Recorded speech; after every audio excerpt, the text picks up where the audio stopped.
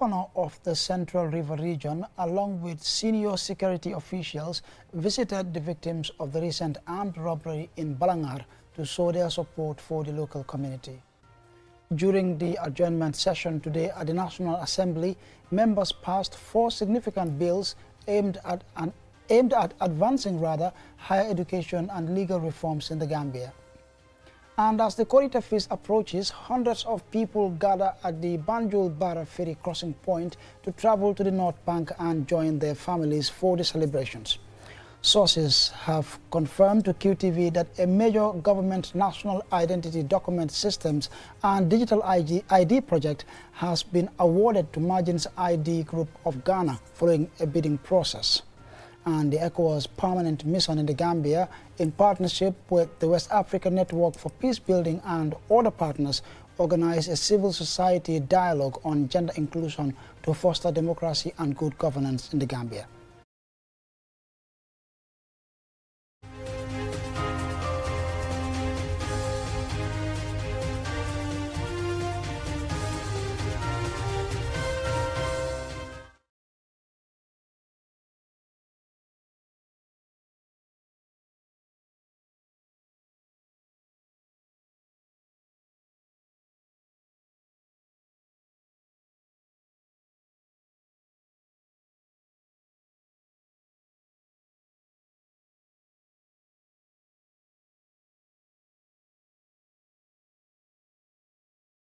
On the evening of March 22, 2025, a gang of 5 armed robbers attacked 2 shops in Balangar shortly after Maghrib prayers, when many residents were at home breaking their fast. The assailants targeted businesses owned by a Mauritanian and a Gambian, firing gunshots to intimidate the community. Usman Ba, governor of CRR, underscored the importance of public policing, commending the people of Balangar for their bravery and swift response. When the incident occurred, each of you took it upon yourselves to respond with bravery, and for that, we are truly grateful.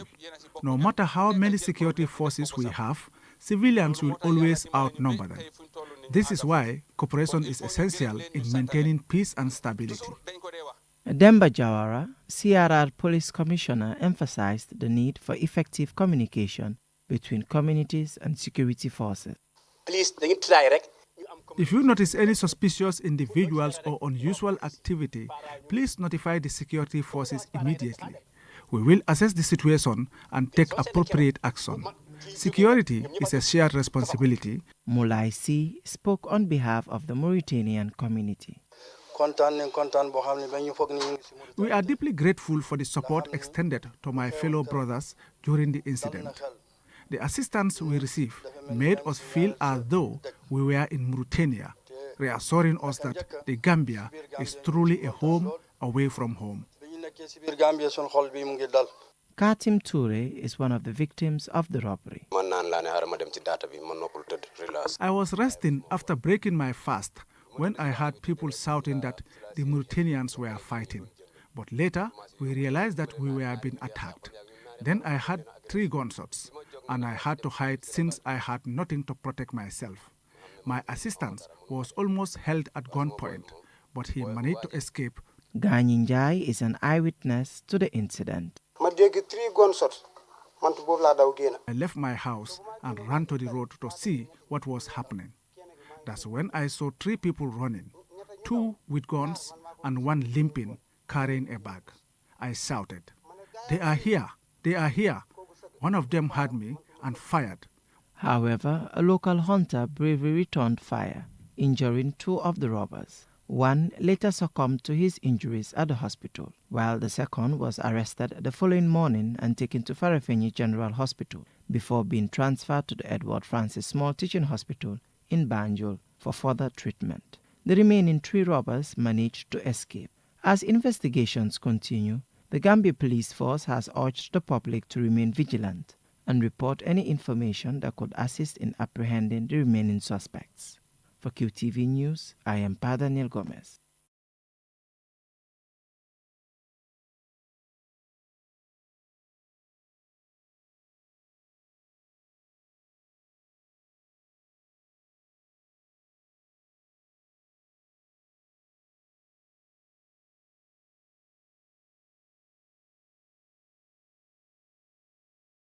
With just a day or two left before Muslims celebrate the end of Ramadan, the busy crossing point is alive with activity as people make their way to the North Bank for the festivities. Kunta Kinte is the only ferry currently operating with the capacity to carry up to 2,000 passengers without vehicles or up to 700 commuters and 27 cars. Abdullahi Tambedu, General Manager of Gambia Ferry Services, provides an update on how operations are progressing. What we have started this morning is that the ferry normally leaves by 6 a.m. every day, first ferry. But from today, this morning, we started going for the first ferry by 5 a.m. That allows us to have more passengers crossing and more trips, and ensure that the rush that normally happens for the first ferry at 6 o'clock is minimized as much as possible. But not only that, we have also started selling tickets. The selling of the tickets will start from midnight to 1 a.m. until 5 a.m. That allows the first ferry to be able to leave by 5 a.m. So all that is done to avoid crowd rushing and to improve on the crowd management in the terminal. The security forces are also stationed at sea to ensure that safety procedures are strictly followed. Mr. Tambedu further explained. See that there is a new chain that we have introduced here to ensure that people are not, when there is no ferry, you cannot access the lander. That we have done to avoid what happened in Barra last year when a bus fell into the sea because there was no chain, a barrier. We have asked the Inspector General of Police to support us with a good number of paramilitary officers, PIU. They are supporting us from the first ferry to the last ferry. We do it for every Tobaski, Korite, Magal and Gamo. The ferry service general manager provided an update on the status of the Kanilai ferry. See that from that other side, the Kanilai is ready, is waiting for some spares which where we are expecting this weekend. On Sunday, the container should be here, and hopefully in the next 2 to 3 weeks, Kanilai would be operational. By end this year, another new ferry financed by the Africa Development Bank and the Gambia government, that would be arriving hopefully December 2025, this year, so that we have 3 ferries plying. The GFS General Manager, while assuring commuters of their ongoing commitment to improve service delivery, discussed some of the challenges they are currently facing during this busy period. A good number of people would see the ferry at times as a social service, so they would be reluctant to pay. That is one of our problems, so we are urging people to pay for the service, because if you do not pay for the service, you would not have enough revenues to be able to buy fuel, buy spare parts for the maintenance of the ferries. Some commuters we spoke to highlighted that with only one ferry operating during this busy time, it will be challenging for the Gambia ferry service to fully meet the public's demand. However, the single ferry currently in operation is running smoothly for now. QTV News, Lolly M. Kamara.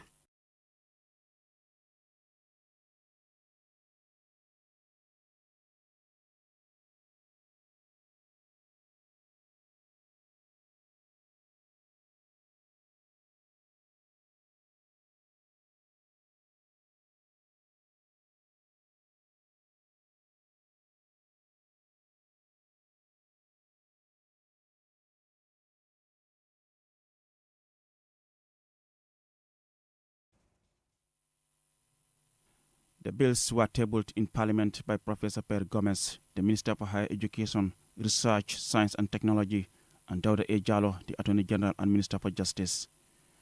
While the National Research and Innovation Fund Bill seeks to provide access to financing for research and innovation activities across all sectors, the Gambia Tertiary and Higher Education Trust Fund Bill seeks to expand access to educational programs and ensure sustainable financing for higher education institutions.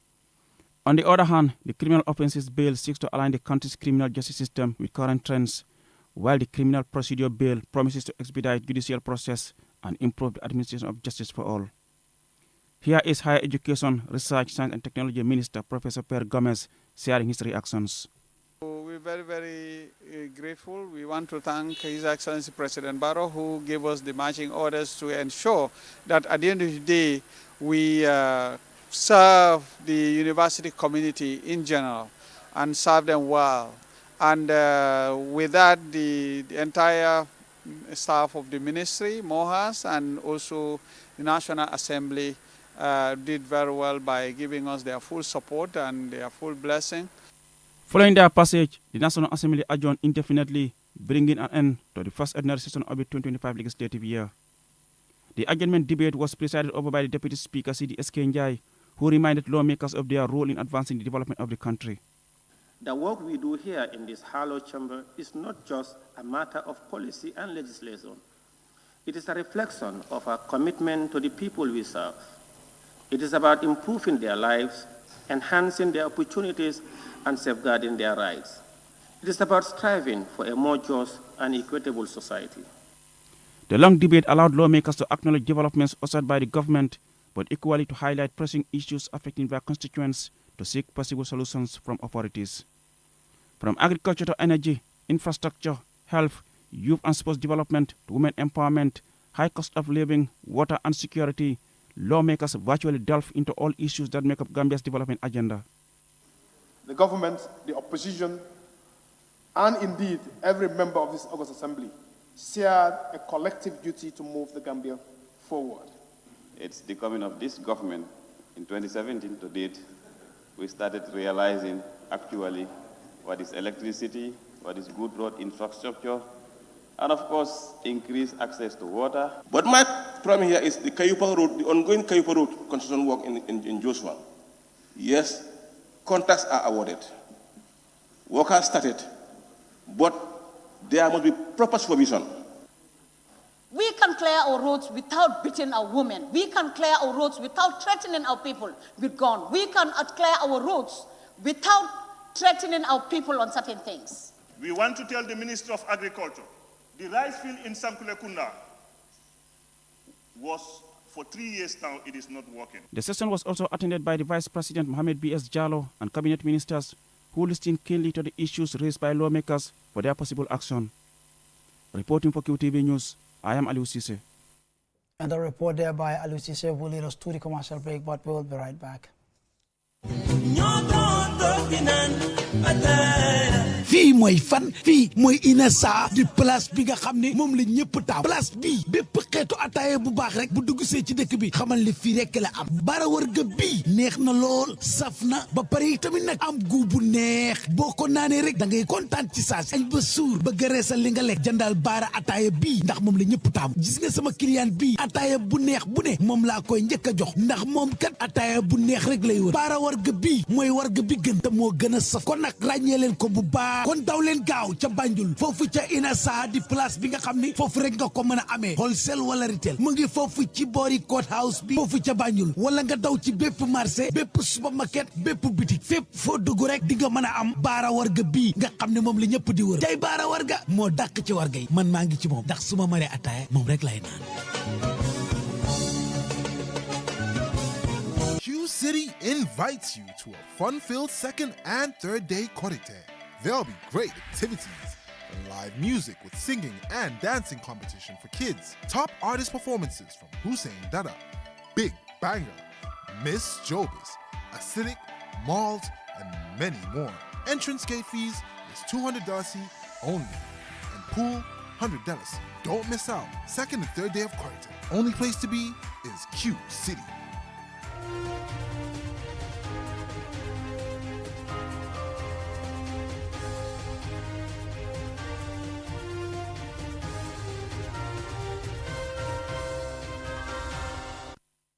Welcome back. Following the commercial break, be reminded that you're watching QTV Nightly News coming to you live from our studios on Caraba Avenue with me, Ansmana Isonyase.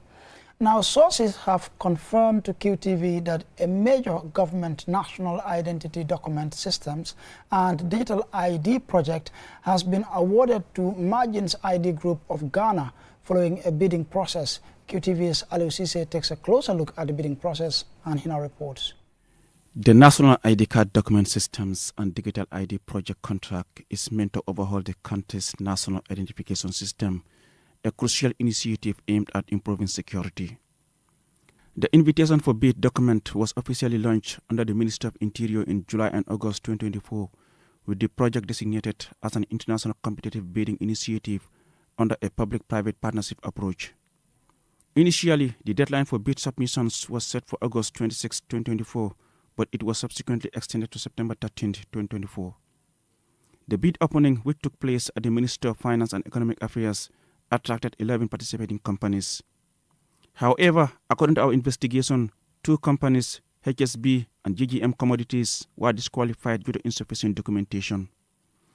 On September 13th, only technical proposals were opened, while the financial proposals were presented to the remaining 9 companies a week later on September 20th, 2024. In compliance with best practices, an interagency evaluation committee was established to review and assess all 9 bid proposals. Following the evaluation, 3 companies emerged as frontrunners: KMF JSA Digital, ZIP Synedice Technologies, and Margins ID Group of Ghana. In November 2024, due diligence visits were conducted by a 15-member interagency committee from November 11 to November 13, led by top government officials: Julde Cisse, Deputy Permanent Secretary, Minister of Finance; Abraham K. Mendy, Deputy Permanent Secretary, Minister of Interior; and Amadou Nyang, Deputy Permanent Secretary, Office of the President. The visit started with inspection of KMF DSA Digital's production facilities in Freetown. This was followed by assessments of Margins ID Group operations in Accra from November 14 to November 16, and concluded with visits to the extensive facilities of ZIP Schneider Technologies in Abidjan from November 18 to November 19.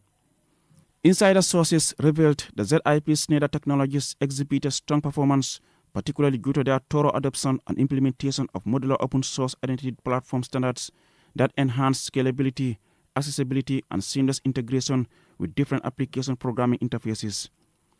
On the other hand, Margins ID Group, founded in 1990 and incorporated in 1998, has a long-standing reputation in identity solutions, secure card manufacturing, and digitization.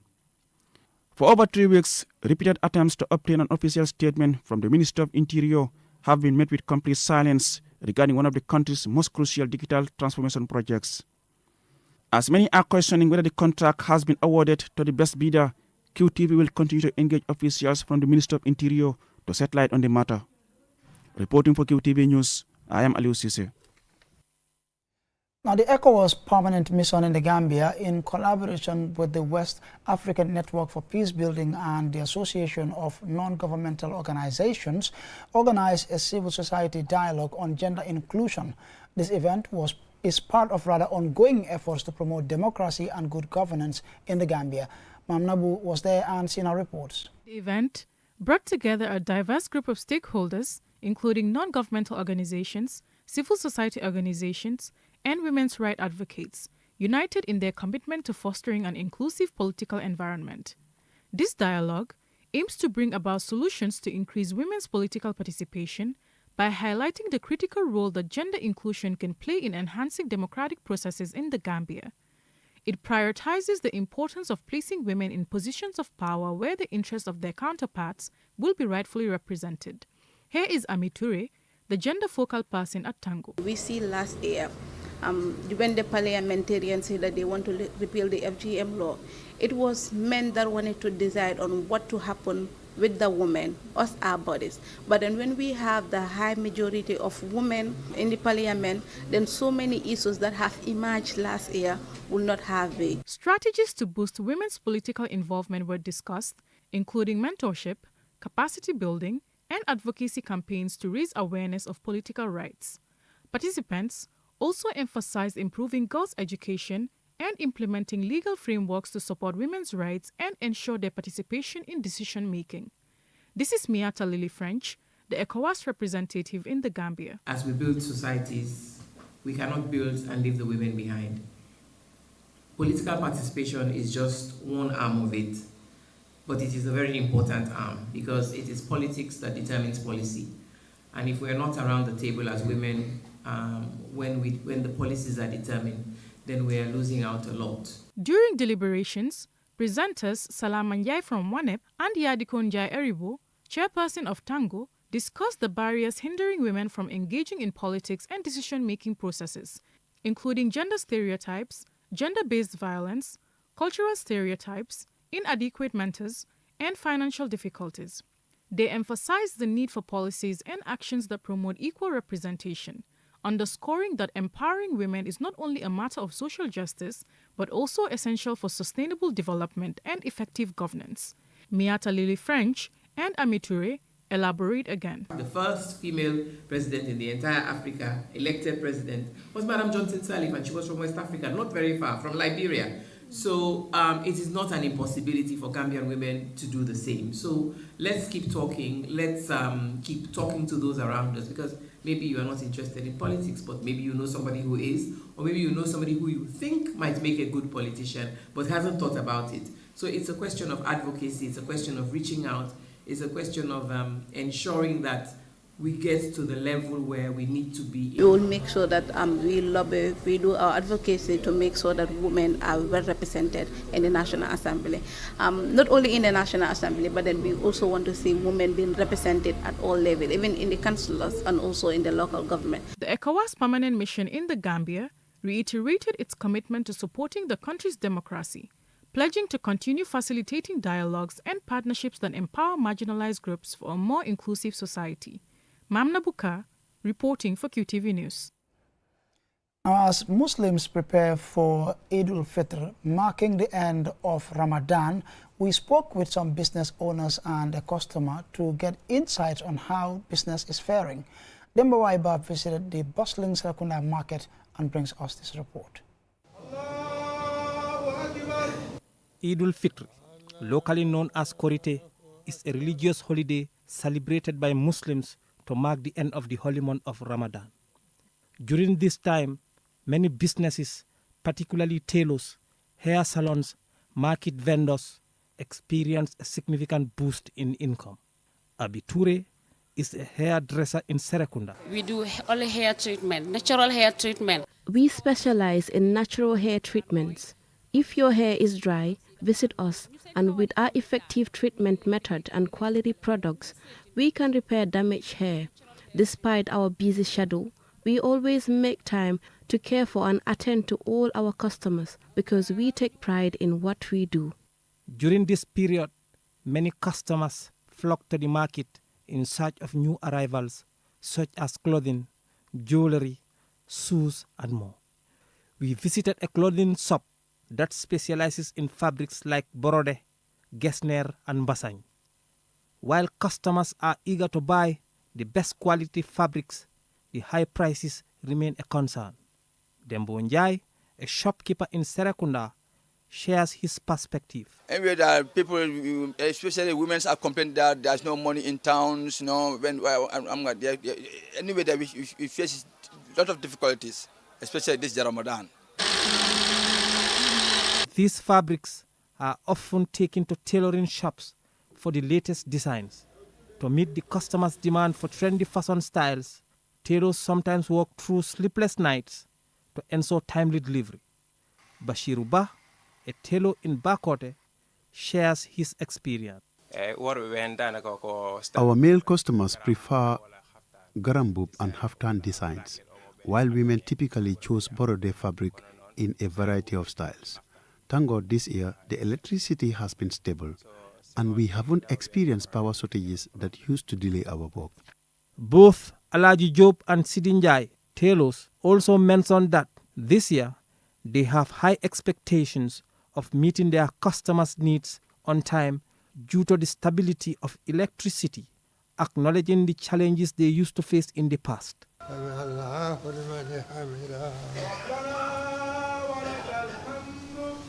As Korite approaches, Muslims across the country eagerly anticipate celebrating the feast in peace with family and friends, enjoying delicious foods while children go around seeking salibo or gifts from neighbors.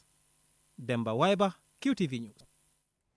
And I'm afraid that report there by Demba Waiba brings to an end this bulletin. But before we take a leave of you, here's a recap for main headlines. The governor of the Central River region, along with senior security officials, visited the victims of the recent armed robbery in Balangar to show their support for the local community. During the adjournment session today at the National Assembly, members passed 4 significant bills aimed at advancing higher education and legal reforms in the Gambia. And as the Korite Feast approaches, hundreds of people gather at the Banjul Bara Ferry crossing point to travel to the North Bank and join their families for the celebrations. Now, sources have confirmed to QTV that a major government national identity document systems and digital ID project has been awarded to Margins ID Group of Ghana following a bidding process. And the ECOWAS permanent mission in the Gambia, in partnership with the West African Network for Peace Building and other partners, organized a civil society dialogue on gender inclusion to foster democracy and good governance in the Gambia. That's all for now. Do join us tomorrow, same time for more news. Until then, thanks for watching.